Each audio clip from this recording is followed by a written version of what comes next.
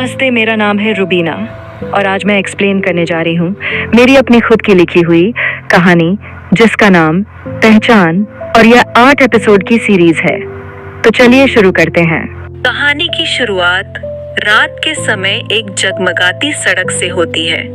तभी हम एक काली पीली टैक्सी को देखते हैं जो अपना संतुलन खोकर कभी दाएं या कभी बाएं भागी जा रही है। उस टैक्सी में हम एक व्यक्ति को देखते हैं जो उदास, परेशान और गुस्से से भरा हुआ नशे में दूध टैक्सी चला रहा है। अचानक से उसके सामने एकाएक एक तेज रोशनी सी होती है। एक छोटे से गांव में एक घर को देखते हैं। घर के बरामदे पर बैठी एक 13 साल की लड़की और उसका बाल बनाती हुई एक बूढ़ी महिला अब अपना बाल खुद से बनाना सीख ले। अगले तारीख, अगले साल तेरी शादी होगी, तू औरत बन जाएगी, तब भी क्या मैं तेरे घर आकर इसी तरह तेरा बाल बनाऊंगी? लड़की बोलती। ये औरत मतलब बूढ़ी महिला बोलते हैं, राम तुझे औरत का मतलब नहीं पता।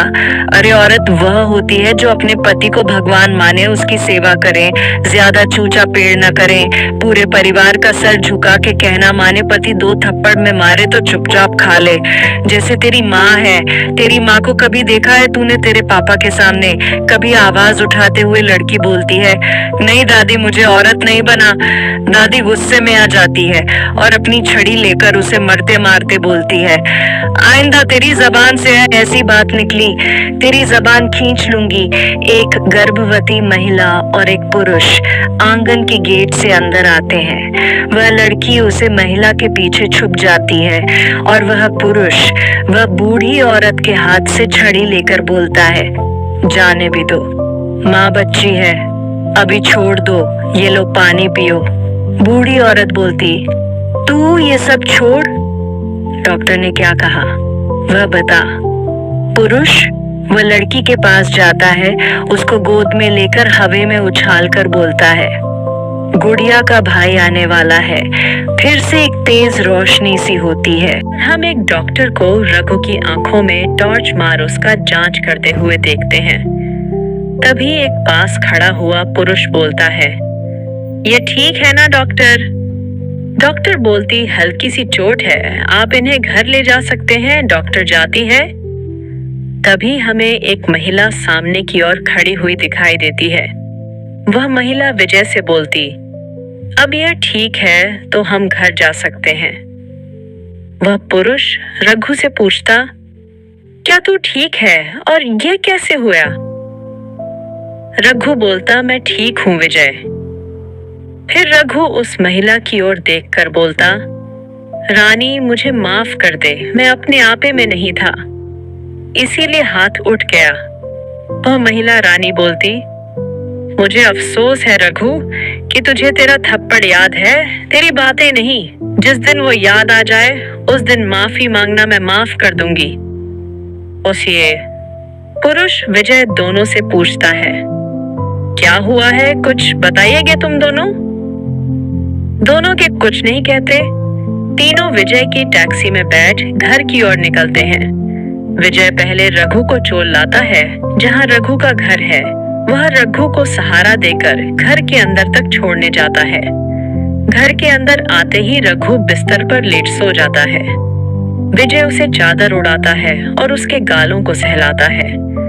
फिर जैसे ही वह किस करने जाता है, नीचे टैक्सी में बैठी रानी उसे कॉल करती है। विजय जल्दी से रानी के पास जाता है। फिर दोनों रानी के घर की ओर चले जाते। थोड़ी देर बाद कोई एक व्यक्ति रघु का दरवाजा ठक ठक करता है। रघु दरवाजा खोलता है। वह व्यक्ति हॉस्पिटल का कर्मचारी और उसके साथ एक 14 साल का लड़का रहता है। वह कर्मचारी बच्चे से पूछता है, क्या यह तेरा भाई है? वह बच्चा हाँ में जवाब देता है। कर्मचारी बोलता है, अरे भाई मुझे भी शराब पीने की बहुत घाई रहती है, पर मैं अपना सामान कहीं भूलता नहीं। वो क्या है ना, चोरी वोरी होने का डर रहता है। फिर भी देखो मैं तुम्हारा सामान कितनी हिफाजत से लाया हूँ। वह तो इसकी किस्मत अच्छी है कि मुझ जैसे भले मानुष को मिल गया, पर इस वजह से मेरा बहुत नुकसान हुआ। मेरी रानी मुझसे छूट गई। रघु हैरानी से देखता। कर्मचारी बोलता है, अरे रानी, बियर बार, और अब मुझे ठेके से दारू लेनी पड़ेगी जो मुझे लेट चार्ज मार के मिलेगा। समझते हो ना भाई रघु? उसका इशारा समझ जाता है, जेब से पैसा निकालता है। कर्मचारी रघु के हाथ से सारे पैसे ले लेता है और बोलता है, भाई तुम गिने की परेशानी मत लो, जाकर आराम से सो जाओ। गुड नाइट बोलकर चला जाता है। वह बच्चा रोते रोते भाई भाई बोल गले लगाता है।